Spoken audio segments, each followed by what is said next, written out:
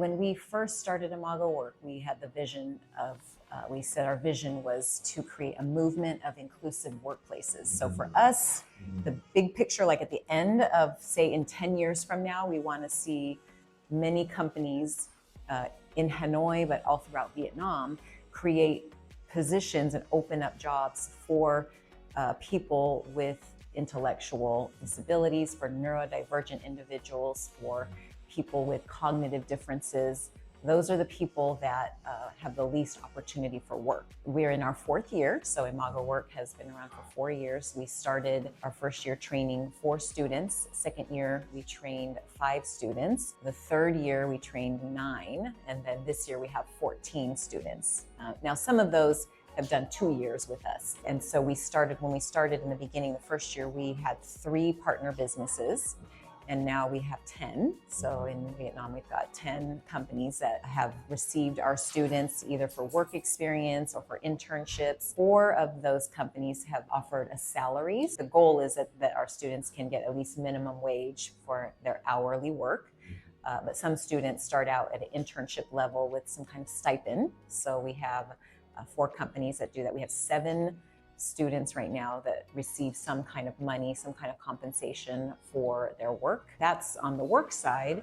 But then on the social side, I think the goal is just to keep increasing. We have what we call like a peer mentor program. So this is where we try to recruit young people who are the same ages as our students to join our social events. And so the more that we can have, so I think we have maybe 6 that regularly are involved with us, but then we also have different people from the community every week joining Imago Cafe. So we do that every Thursday. We open up this floor here and we invite anyone to come and have drinks served by our students.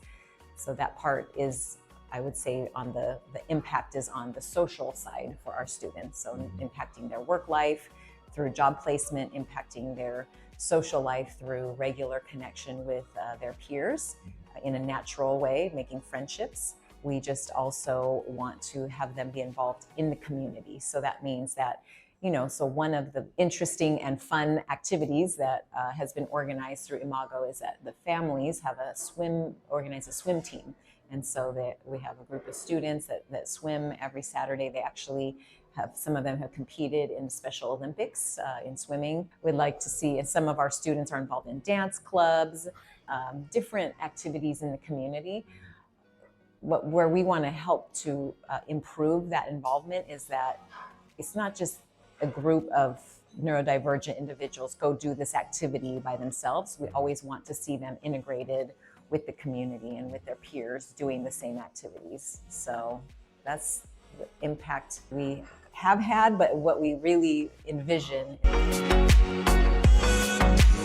We're not a NGO, we're a social enterprise, so we're a for-profit social enterprise. We're actually registered here in Vietnam as that, and what that means, officially, it means that 51% of your profit have to go back into your social activities. But the way that this whole endeavor is funded is a few different ways. One is through the tuition fees that that families pay to attend Imago Work.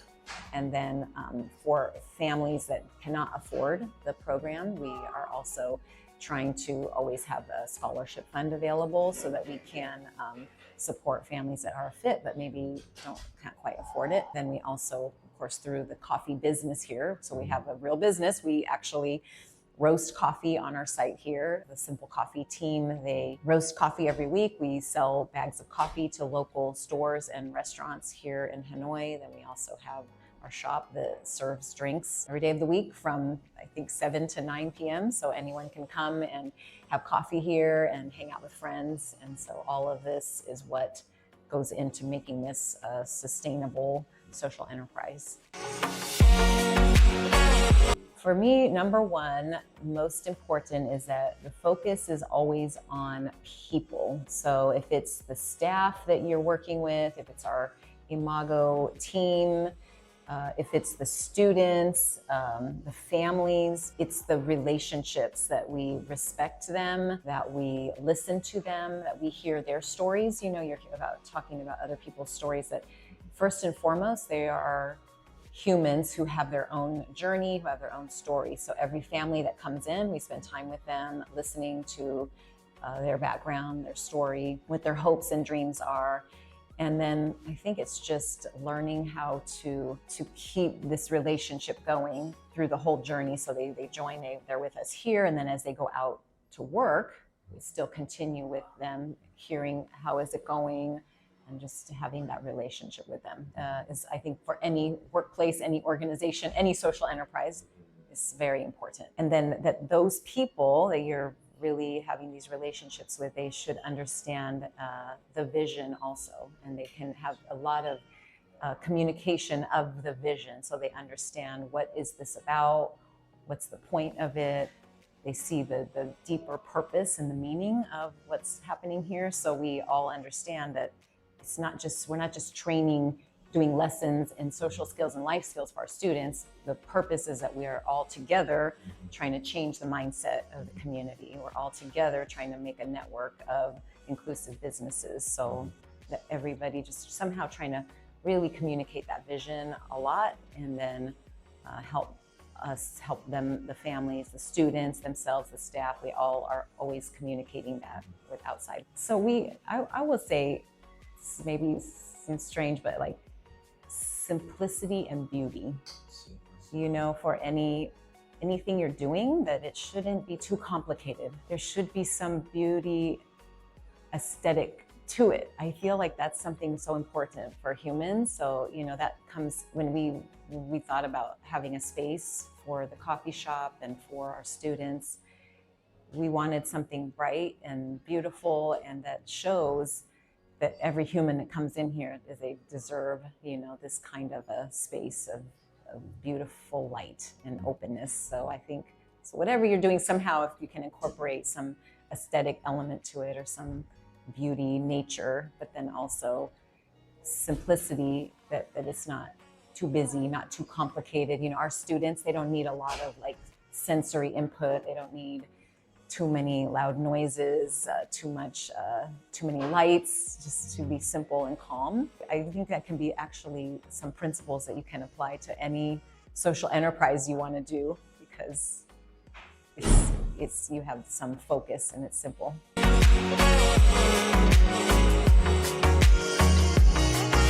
I think I'm someone coming from the outside, you know, so it's hard to say what my opinion is that needs to be changed here. Mostly I can see many things that are different from where I come from that I really value, you know, so things like people working together in teamwork, you know, I see that as a strong value here. I see just an emphasis on family and community is really strong here. I mean, to me, some of the things that stand out goes back to simplicity and beauty. So maybe, you know, things that have to do with the traffic, you know, if there could be some more like calm way of everybody driving around, some kind of public transportation that was easier. I think especially like for our students, a lot of them can't ride motorbikes themselves, or they learn how to use the bus, learn how to use Grab. But if there was a more, you know, calm and easier way to safe transportation that we could all get around, you know, Hanoi, on the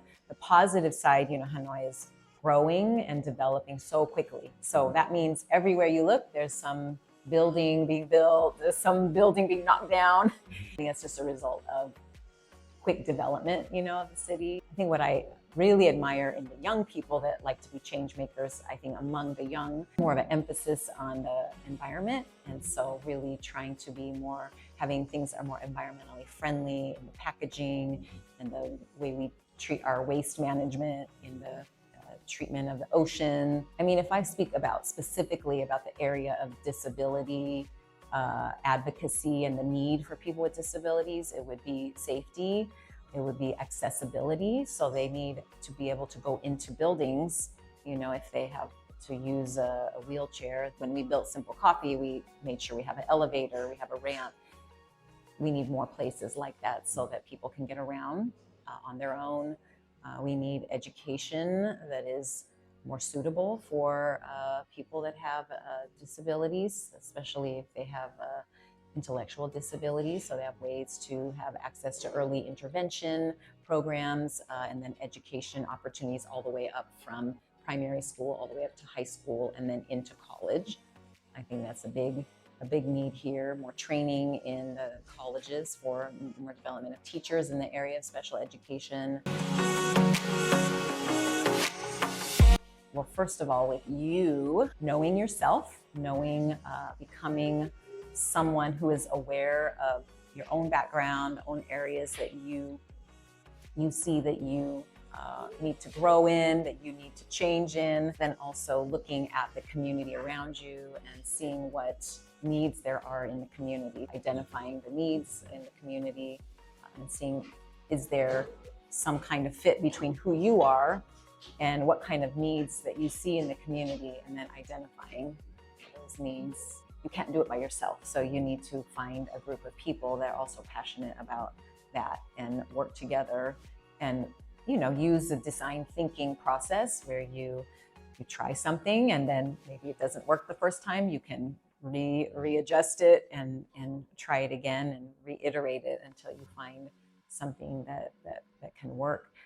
I think always starting from the beginning about how it's going to be, how it will be sustainable, how you will generate the income that you need to do the work that you want to do. That is also a really important part to think about right from the beginning. So we just moved into this new location in White Giao Duan. So our plan is to develop this for the next 5 years here in Hanoi. But we are open to taking this model and expanding it to other cities where it could be successful. So we have some friends in Ho Chi Minh City that suggest moving, starting Imago Work down there, Simple Coffee, maybe in Da Nang. But we have to go where the business community is strong, where we have companies that we can work with and create jobs. That's important.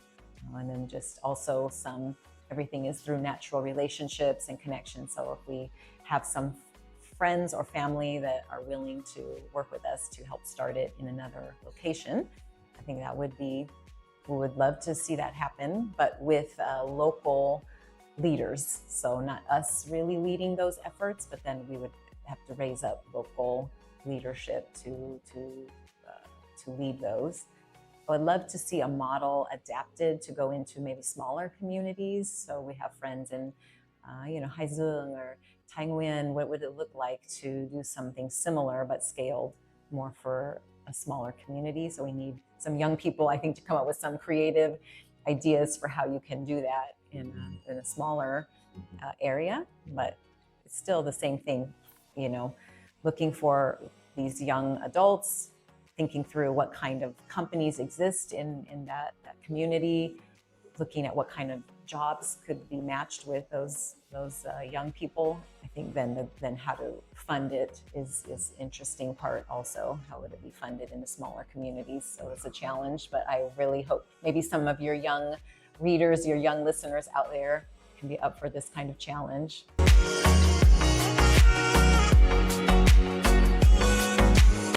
We actually started Simple Coffee in my kitchen.